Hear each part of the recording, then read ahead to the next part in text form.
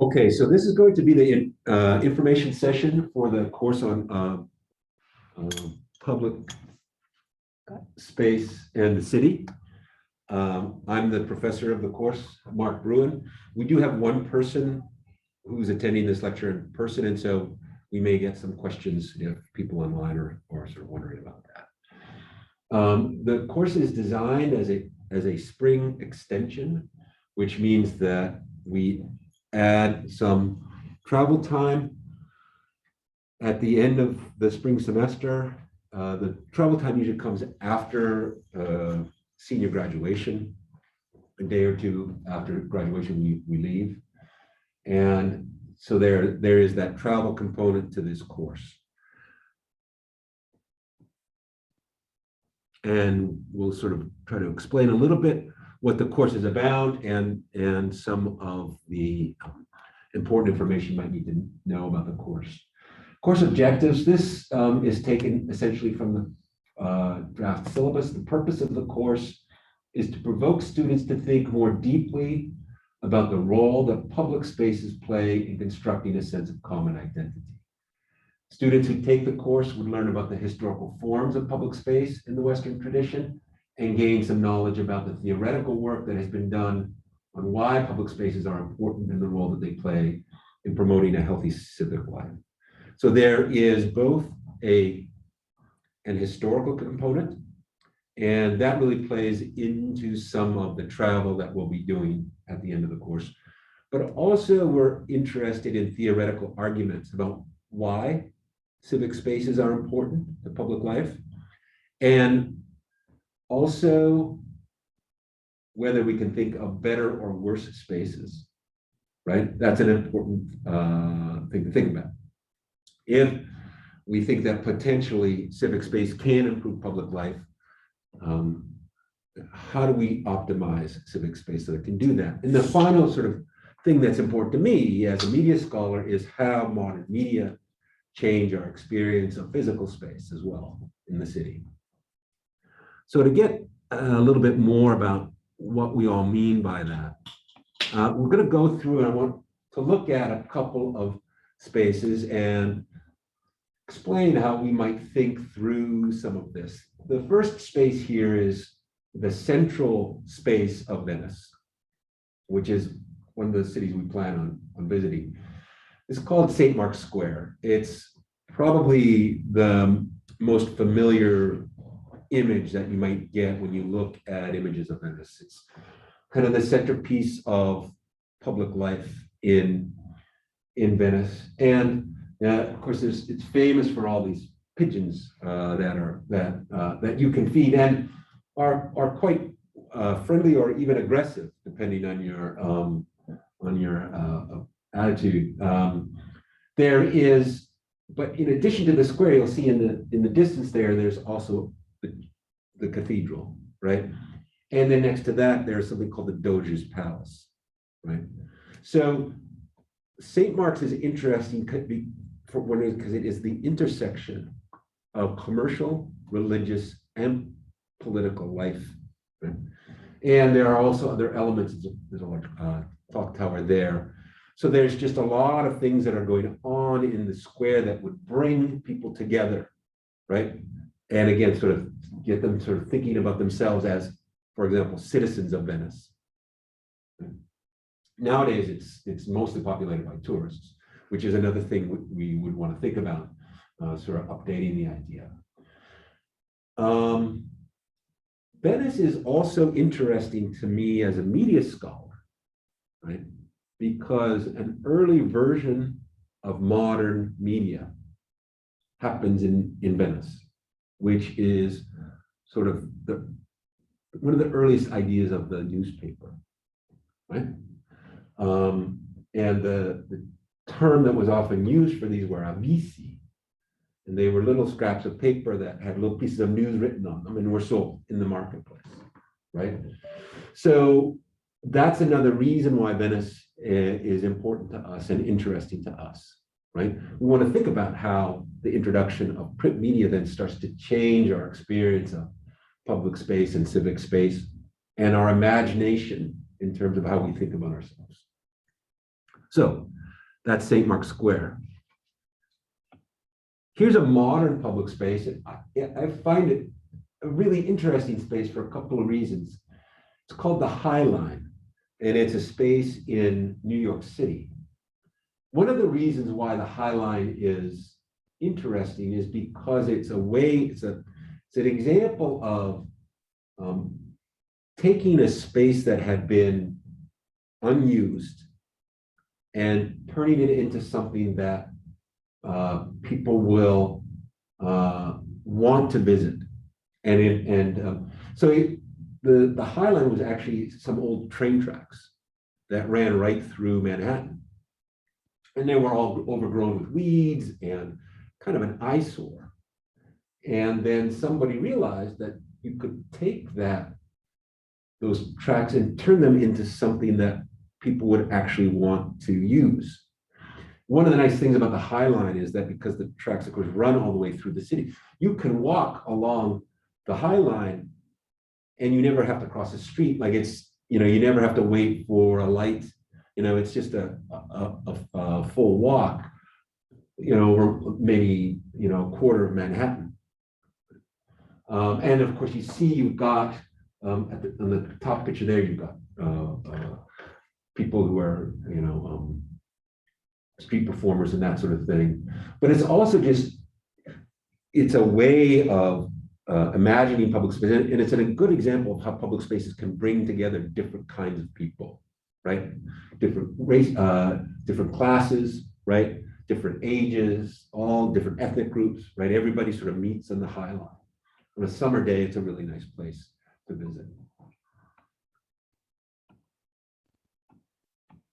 This is another example of a modern public space.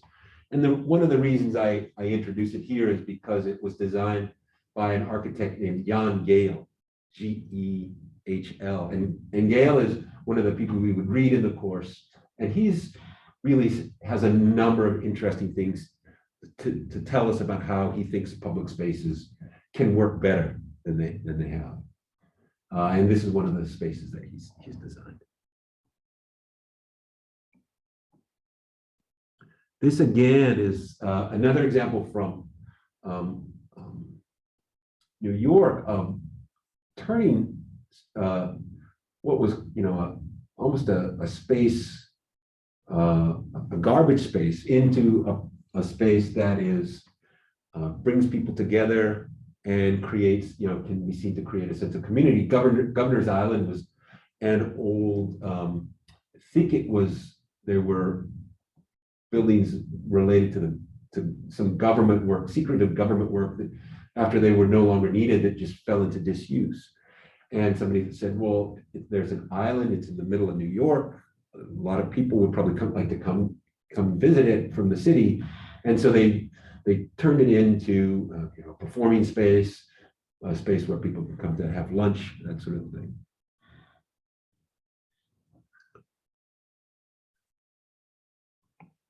This space plays a big role actually in the course, and maybe as much the reason why I began to teach a course on public space as anything. So this is the Agora, which was the central marketplace in ancient Athens.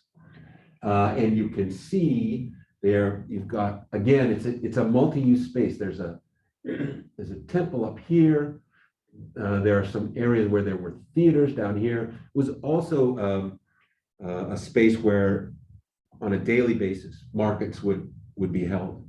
There's a reconstructed version of something called the Stoa on one side, which is where a lot of the markets would have been held in the Stoa. And the Agora is seen as the place where Athenians would come every day to meet and talk with one another, right? And exchange information, and again, celebrate and reaffirm these community bonds, right? And so one reason why the Agora is important for us is we want to think about, in a modern mediated age, how do we create that Agora? Do we do it physically, or do we do it online? Or is there maybe some kind of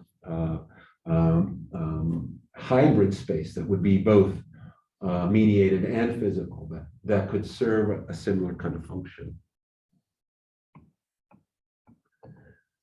This is another famous space. It's from Barcelona, and it is, again, a space of diversity, right? One of the things you'll notice about if you ever go to Las Ramblas is that Spanish is not even the most common language spoken on Las Ramblas, right? It's because it's a touristy place. You'll hear German and French and English and all different kinds of languages, all different sorts of people. Okay, and so that's another element that we want to think about it if we want to think about spaces, is whether they allow for or even promote diversity, right?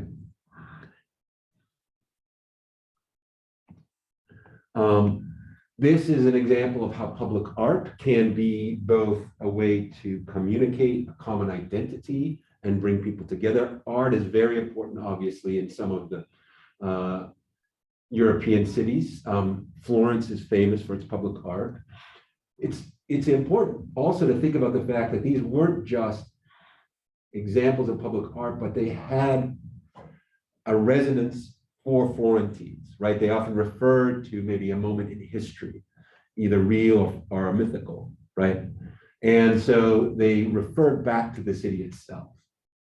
And one of the things we do is we're always trying to bring this back to our own present situation. So we use Tulsa as the comparison point here, and think about how the role that public art plays in Tulsa.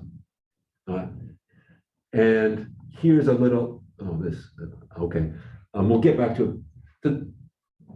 This is an interesting space for me because this is a space that has nobody, right? It actually was suggested to me by one of the students in an earlier version of the course. I think he's from Fort Worth or Dallas. This is like a city hall there somewhere. And it not only doesn't have anybody there, but you can see it's kind of designed not to have people, right? It's a space that's designed for people to walk into the building and walk out, right? It doesn't invite you to stay and congregate, right? It's meant for you to pass through.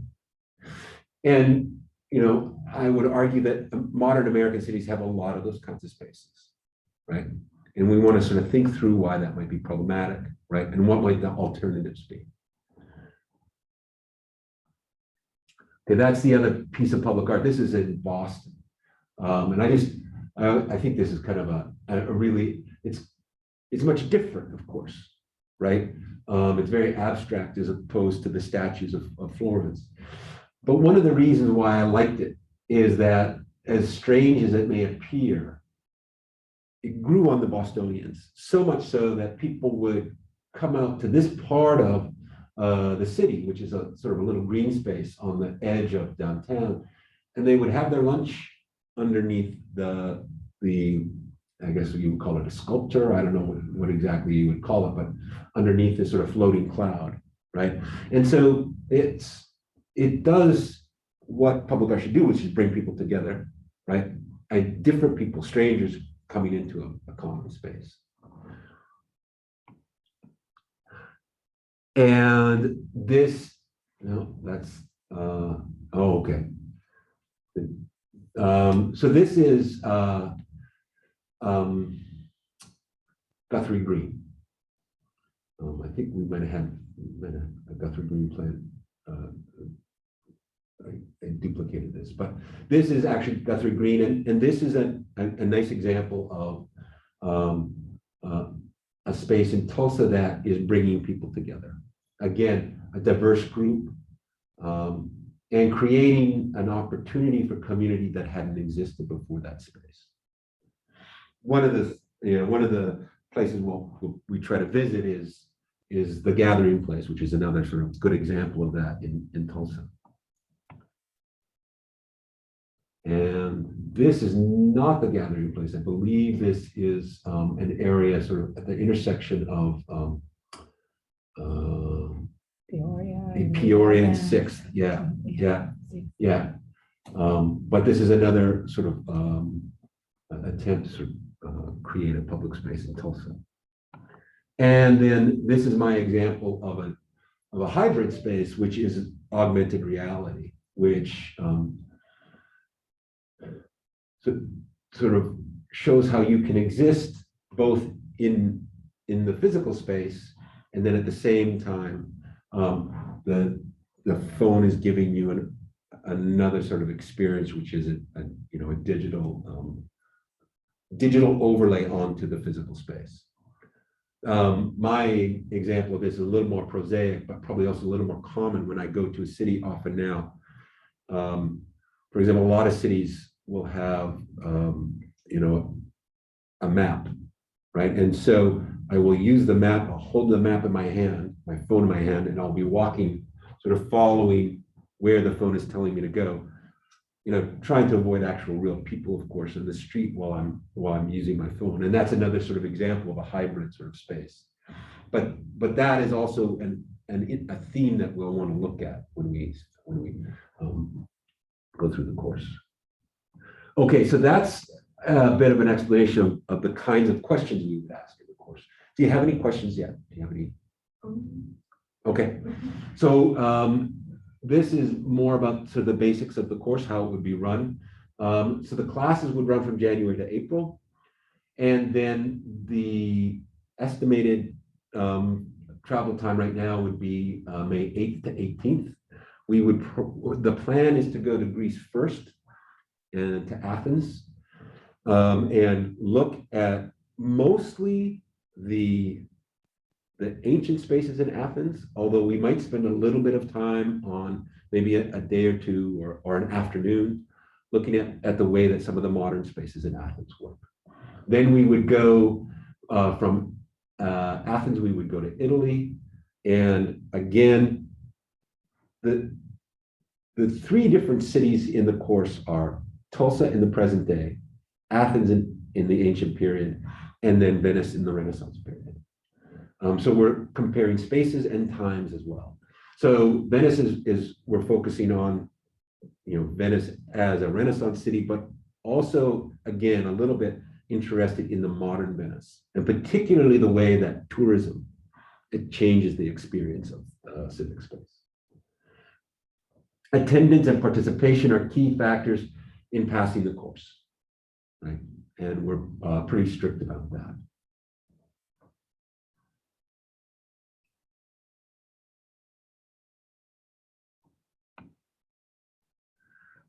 So these are our estimates right now. This is what the costs would include. Airfare, lodging, ground transportation, tours and guides, some meals. Okay, so generally you would be staying at a hostel.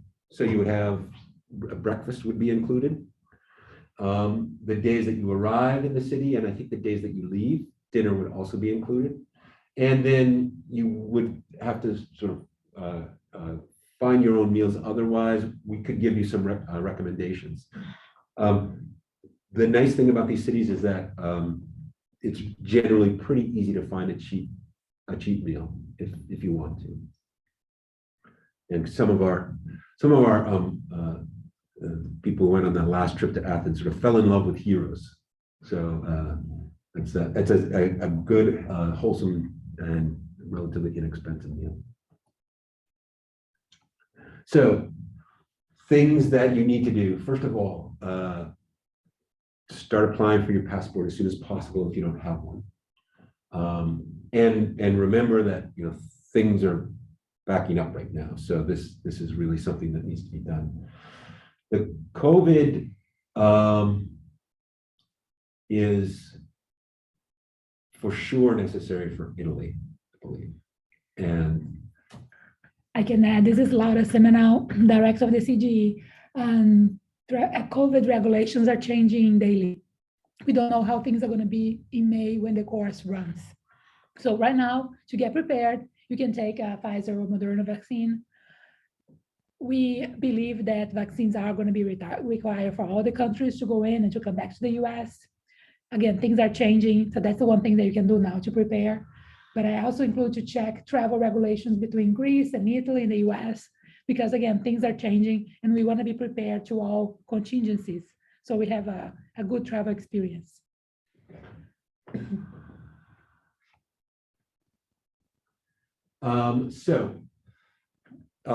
Yeah, oh, okay. I can take this part too. So enrollment logistics, you need to enroll in the course. So if you're interested to take the course, when enrollment opens here in October 25th, you need to enroll in the course. And also you need to complete the CG application. It's more a CG travel registration. And all the parts of the application should be completed by December 1st. We will start booking things after that date. So around December 1st, I'm going to send you a commitment term. And then when you commit to the trip, then after that, we're going to start booking things. So if you change your mind after you commit to the trip, then you are going to be responsible for payment of part of whatever we already spent. But you have time between now and then to just think and apply for travel grants. We have several travel grants. They are about $1,500. So apply for a travel grant. You will know if you got the travel grant before you have to commit to the course. We have also critical needs scholarship that you can apply for. We will know if you got the critical needs scholarship before you have to commit to the course. So I'll give you some time to make a decision, but apply now so we have an idea of how many students want to go. And we are trying to find other forms of funding, scholarships, and we will only be able to hit donors up for contributions to the course and things like that if we know how many students are going and we know that we have how many students are interested and the need is there. So I would say apply as soon as you can for the course, enroll when the enrollment is open, and you know about the travel grant before the commitment date, and we will email you saying, okay, this is the commitment date, and this is the what you have to sign and so on.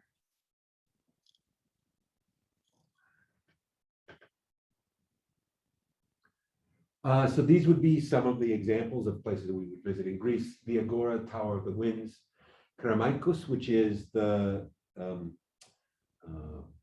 burial ground that's just outside the old city walls, the Acropolis, and a theater, also probably the Acropolis Museum, which is actually one of the students' favorite sort of places because it sort of explains what what you're going to see or what you have seen.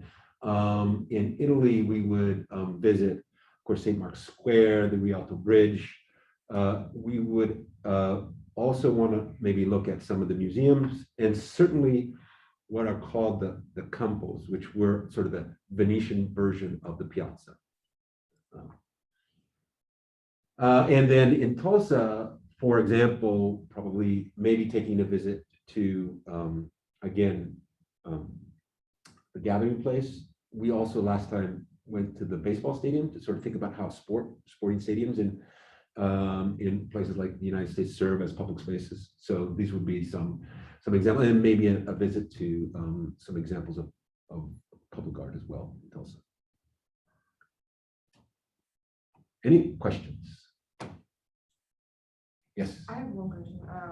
I know you said that you could have it as a 3,000 level course. What would that need extra work or? So that's a good question. So the course is offered at 2 levels, 2,000, which is aimed at students outside the media studies department, and is a block 2 course. And then a 3,000 level, which is intended to be a for media studies students and an elective. The 3,000 level would probably involve just some additional assignments, including probably keeping a blog a weekly blog on the discussions and meetings. All students are required to write a final paper which is due after the trip. The 3,000 level students would be required to write a longer paper. So those would certainly be 2 of the elements that would be different. There might be a few additional readings as well. That would be sort of my estimate of what will be different. Yeah. Thank you. And for anybody out there watching the recording, you have our email addresses there. So you can write Dr. Bruin or myself, Laura Seminole, and ask any questions. Also, you can stop by Hardesty Hall, 3rd floor, and we are here open now, walking hours from 11 a.m. to 3 p.m. Just stop by and ask your questions. Looking forward to having you enroll in the course.